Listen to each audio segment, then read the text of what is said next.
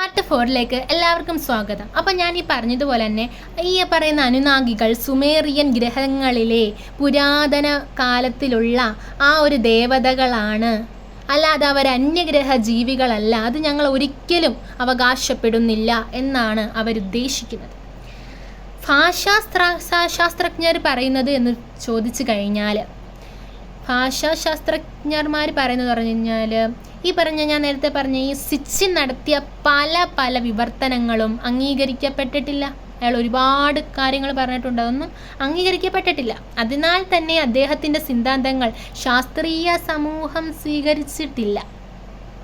ശാസ്ത്രീയമായിട്ടും ഈ സമൂഹങ്ങളൊന്നും സ്വീകരിച്ചിട്ടില്ലാത്ത കാര്യങ്ങളാണ് അദ്ദേഹം പറഞ്ഞുകൊണ്ടിരുന്നത്. പിന്നെ എന്തുകൊണ്ട് ആളുകൾ വിശ്വസിക്കുന്നു?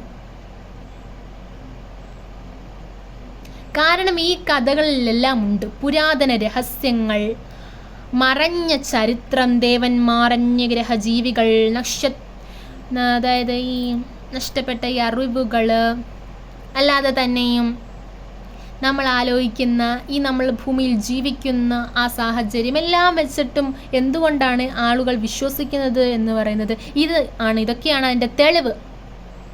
അതുകൊണ്ട് തന്നെയാണ് മനുഷ്യർ ഇതിപ്പോഴും വിശ്വസിക്കുന്നത് എന്ന് തന്നെ വേണമെങ്കിൽ നമുക്ക് പറയാം.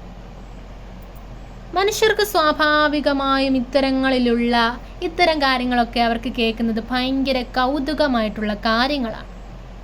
പ്രത്യേകിച്ച് ഈ അനുനാഗി എന്നൊക്കെ പറയുമ്പോൾ ആൾക്കാർക്ക് ഭയങ്കര കൗതുകമാണ് ഇതൊക്കെ കേൾക്കാൻ. അതുകൊണ്ട് തന്നെ ഈ അനുനാഗി എന്ന് പറയുന്ന സംഭവം എന്നും ജനപ്രിയ തന്നെയാണ്. അതിൽ യാതൊരു സംശയവുമില്ല.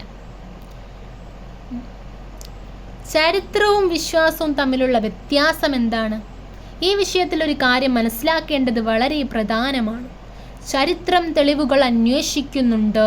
മതകഥകൾ അവരുടെ ആ ഒരു വിശ്വാസത്തെ ആശ്രയിച്ചിരിക്കുന്നു. അനുനാഗികളെക്കുറിച്ചുള്ള പുരാതന കാര്യങ്ങൾ ചരിത്രപരമായും വിലപ്പെട്ട കാര്യങ്ങളാണ്. കാരണം അവ പുരാതന മനുഷ്യർ ലോകത്തെ എങ്ങനെ മനസ്സിലാക്കുന്നു അങ്ങനെ തന്നെയാണ് അവർ നമ്മയും പഠിപ്പിച്ചിട്ടുള്ളത്.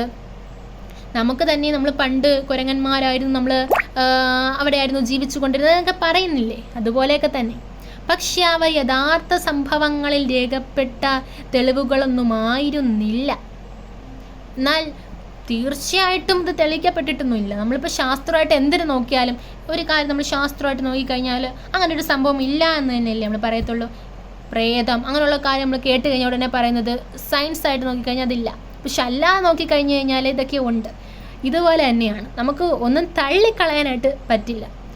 ഇതിൻ്റെ ഈ ഒരു സമാപനം എന്ന് ചോദിച്ചാൽ, അനുനാഗി എന്നത് പുരാതന സുമേറിയൻ മതത്തിലെ പ്രധാനപ്പെട്ട ദേവസംഘമാണിത്. അവർ മനുഷ്യ ചരിത്രത്തിൽ തന്നെയും ഏറ്റവും പഴക്കമുള്ളതും സംസ്കാരങ്ങളിലൊന്നായതുമാണ്. ഈ സുമേറിയൻ ജനതകളുടെ വിശ്വാസങ്ങളിൽ നിർണായം പങ്കുവെച്ചത്. അവിടെയുള്ള ജനങ്ങൾ അത്രയും ഇഷ്ടപ്പെട്ട ഒരു സ്ഥലമാണത്. അനുനാഗികൾ അന്യഗ്രഹ ജീവികളായിരുന്നു എന്ന ആശയം ജനപ്രിയമാണെങ്കിലും അതിനെ പിന്തുണയ്ക്കുന്ന ശാസ്ത്രീയ തെളിവുകളൊന്നുമില്ല. അതേസമയം അനുനാഗികളുടെ തന്നെ കഥകൾ നമ്മെ പുരാതന ലോകത്തിൻ്റെ ചിന്താഗതിയെയും അതുപോലെ തന്നെ വിശ്വാസത്തെയും സംസ്കാരത്തെയൊക്കെ ബോധ്യപ്പെടുത്തുന്നു. അതിനാൽ തന്നെ അനുനാഗി എന്നത് വെറും ഒരു പുരാതന കഥയായിട്ട് എനിക്ക് തോന്നുന്നില്ല. മനുഷ്യ ചരിത്രത്തിൽ തന്നെ തുടർക്കാല വിശ്വാസങ്ങളിലേക്കുള്ള ഒരു ജനാലത കൂടിയാണ്.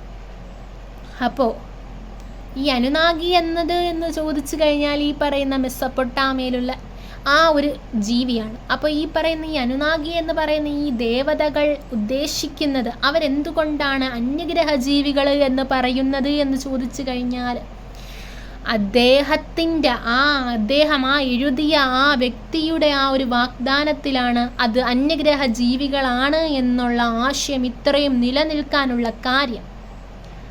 അപ്പം ശാസ്ത്രീയമായിട്ട് ഇതിന് തെളിവുകളൊന്നും ഇല്ലെങ്കിൽ പോലും ഇതിപ്പോഴും ആളുകളുടെ മുന്നിൽ ഇപ്പോഴും വിശ്വസിച്ചു വരുന്നു ഈ ഒരു കാര്യം.